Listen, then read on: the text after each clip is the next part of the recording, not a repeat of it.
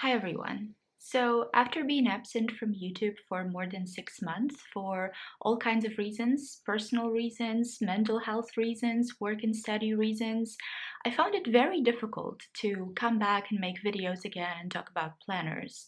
But after seeing all the planners that launched this year, I realized I just have to make the video about the complete analysis paralysis situation I'm going through right now. So in this video, I will share my thoughts in all the planners that I'm considering for 2025. I will show you what I'm thinking of buying, what I probably will be buying, and what I'm definitely not buying this year. First of all, if you've seen my other planning videos, you know that I'm a one planner person. I might have some journals, some language learning notebooks. I have 2 reading journals right now. But in terms of everyday planning, goal tracking, mind mapping, all kinds of notes, I'm a one planner person. I made an attempt this year to have a health tracking notebook, and honestly, it did not really work for me. I need one planner for everything. I've learned that about myself, and that way I don't feel very overwhelmed. So that's the task, to choose that one perfect planner that will meet all of my needs. This and last year, it's been Sterling Ink Common Planner in B6. In 2022, I used Hobonichi Weeks Mega because I didn't have that many working tasks to write down there. I was using digital tools for work planning. And in 2021, I had Hobonichi Cousin. Before that, I just was bullet journaling. So as you can see, I really like my Sterling ink. Been using it for 2 years. Before that, 2 years of Hobonichi. Love those planners. But now I will show you 2 planners that I'm considering for next year. And the weirdest thing for me is that they are neither Hobonichi nor Sterling ink. The first planner that really intrigued me this year, and I actually thought about it last year as well, but didn't buy it because I already pre-ordered Sterling ink and I was very happy with it the year before, is the Yearly Notebook by Papertesss Designs. It has yearly and quarterly trackers, some goal spreads, monthly and weekly spreads, and of course undated pages for every day. But if you watch my other videos, you probably would be like, wait, you don't like horizontal spreads. You always plan vertically. And isn't it basically Sterling ink, but with horizontal spreads? And you will be right. I dislike horizontal layouts. They don't really work for me. They worked for me briefly in 2022 when I was using Weeks Mega. But in general, I don't really like them. I even made the whole video comparing vertical and horizontal layout, sharing my thoughts about who would benefit from which layout. And yeah, you can check it out here or here somewhere. And indeed, it's not that different from Sterling ink. It's a very similar planner. They're also using Tomoe River paper, but there is one big difference that I realized kind of matters to me, and I just would like to try it out for next year. Since I quit bullet journaling and started using those dated planners, I never understood why most of these planners are not bundled and divided by month. Because honestly, if I try to use this as intended, I don't really use monthly spreads, but probably I will because I have a couple of projects to track. It's a constant flipping back and forth between my day, my week, and my month. Since I switched from bullet journaling to Hobonichi Cousin, I never understood why I have to constantly flip half a book back and forth between my yearly tracker and then monthly and then weekly and then daily. So this is the main reason, basically, why I've been considering Papertesss Designs this year. I know that there are other brands that are doing that, or Estelle is doing that. Wonderland 222 is bundling the monthlies and the weeklies together. But very simply, for me, I'm now living in Belgium and it will be just cheaper to order an EU-based brand. That is why I'm looking into Papertesss Designs. In terms of the layouts, what I was thinking, because their daily pages basically are undated, so they're just blank pages, I could just divide them into sections and create my own vertical layouts. Or if I want to look it more neat, I might order that hourly washi tape that they sell on their website. I think that would work because I definitely do not need 7 whole pages per week, and it kind of makes sense to me. Just as a tryout for this year, who knows if it works, if it doesn't, let me know what you think. Am I overthinking this? Is it a good idea? Do you also find that it would be more logical to group all the months together with monthly, weekly, and daily spreads and then start the next month and the next month? Because I think this is one of the factors that probably will make my planner experience easier. There's also this new product by Papertesss Designs, which is called the Manager's Notebook. I'm not really considering it, but I just thought it would be interesting to mention because the layout is quite unique, and I'm really looking forward to seeing how people are using it for their weekly planning. Now I will be contradicting myself because the second planner that I've been thinking about does not have bundled weeklies and monthlies and dailies. It doesn't have dailies at all. Well, kind of does the mixture between weeklies and dailies, and it's a take note planner. It is a Taiwanese planner brand that unfortunately doesn't get enough attention on YouTube. Their planners are quite affordable, and I just love the weekly layout. And since I'm a vertical spread fan, I'm using these spreads for all of my planning throughout the week. Recently, since I started using the GTD, Getting Things Done planning system, which I definitely have to make a video about because so far it has been working well for me and it's very similar to what I've been doing already anyways. So, with this system, where one of the ideas is that when you're planning something big, you have to write down the next task, the exact next task that you physically do. So, you wouldn't write down confirm the meeting if the meeting involves two friends. So, the next thing for you to do is call person X and then you will have to call person Y. So this is how it works. And for that, you need to write a little bit more than just a bullet point, and this is what I've been doing so far in my weekly spreads.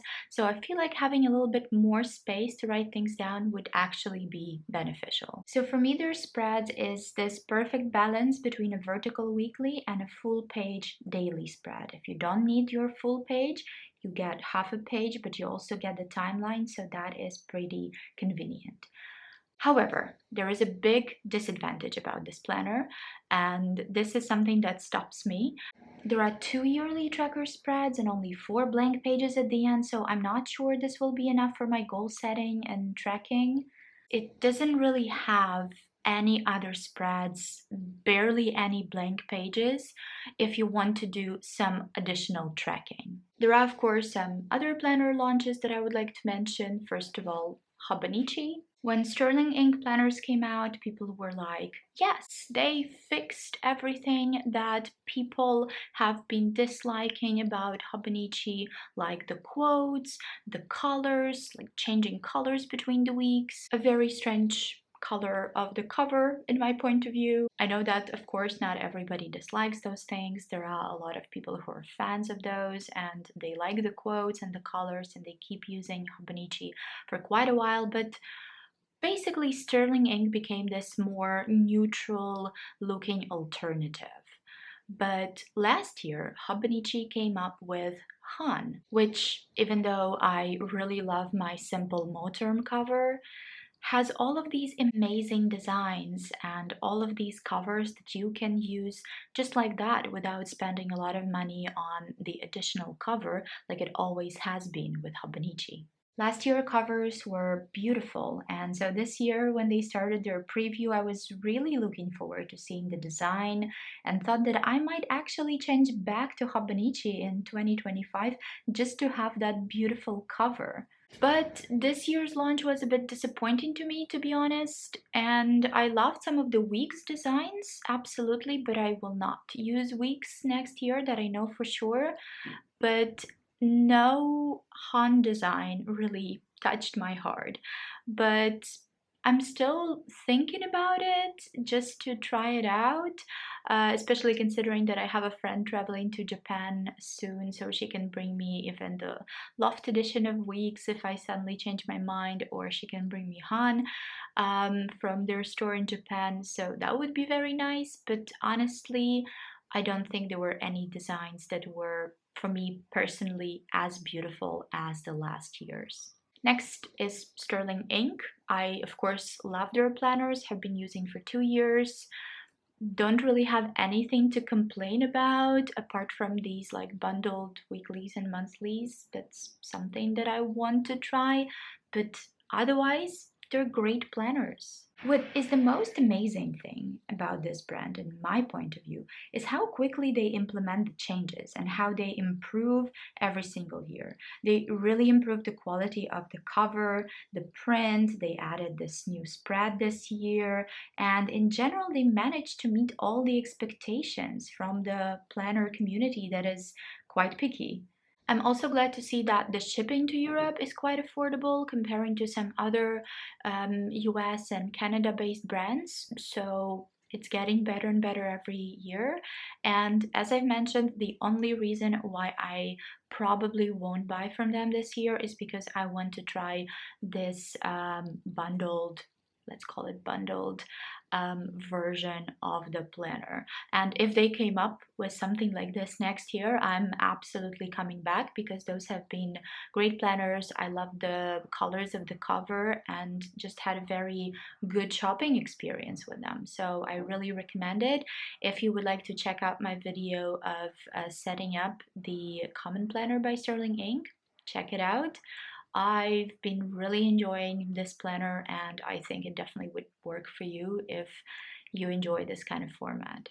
This year we also have a new launch, which is Plans by JustScribble, and to be honest, this could be one of the options. It is bundled by quarters, which makes sense to me, has both horizontal and vertical options. It's a good amount of yearly and quarterly spreads and trackers, and in generally is a really promising planner. It comes in the format of 2 books per year, which I absolutely don't mind.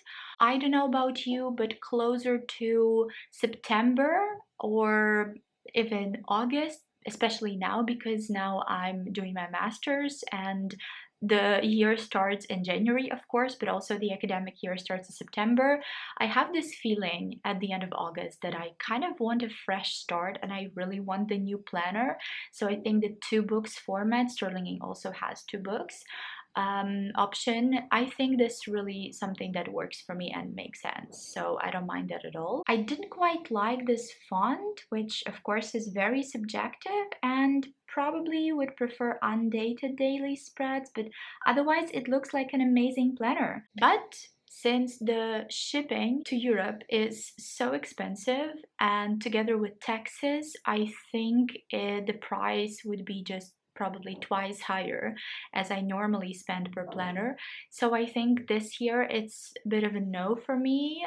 But next year, if they figure out a cheaper shipping price, which I hope they will, I definitely will consider this as an option because it's a very, very fun looking planner. So you can go check it out. As you noticed, I'm only considering the Tomo River paper brands, not because I write with fountain pens. Everybody knows it's a very fountain pen friendly paper, but I just use a gel pen, but still I just like the feel of paper. I can't help myself here. There are a lot more brands that are using Tomo River paper and I'm not considering them either because I don't like the designs or the layout, or again, the shipping is just too much. But still, I'm gonna mention them because maybe you're considering different options and you haven't heard about these brands.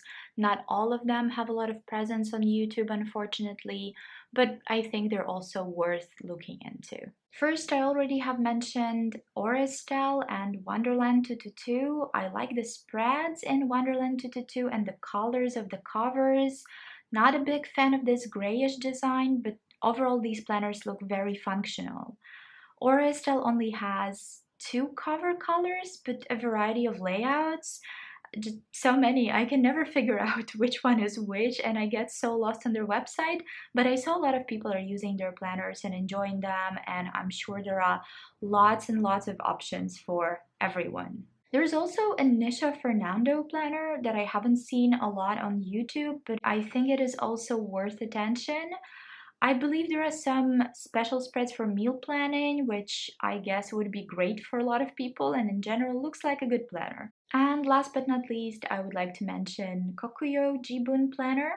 I'm not a fan of the design at all, but I love the concept. I think those are very structured planners, and I think now the brand is going through some changes in terms of the looks of the planners. They have this light version, so it will be quite interesting to follow it.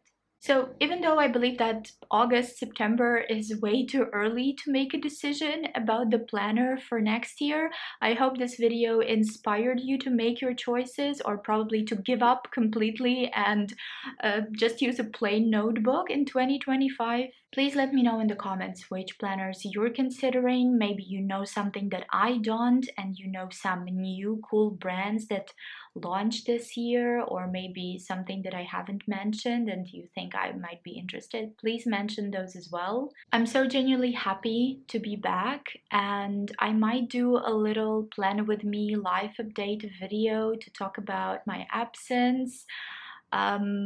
I think it might be useful for someone who also is trying to start on YouTube or has a small channel. It's been quite a while since I've posted, and I'm so sorry for my absence. I'm very happy. I was very pleased to see that a few people were asking about the next videos, the planner updates, and yeah, thank you so much for your support. So thank you so much for watching, and I hope to see you in my next videos.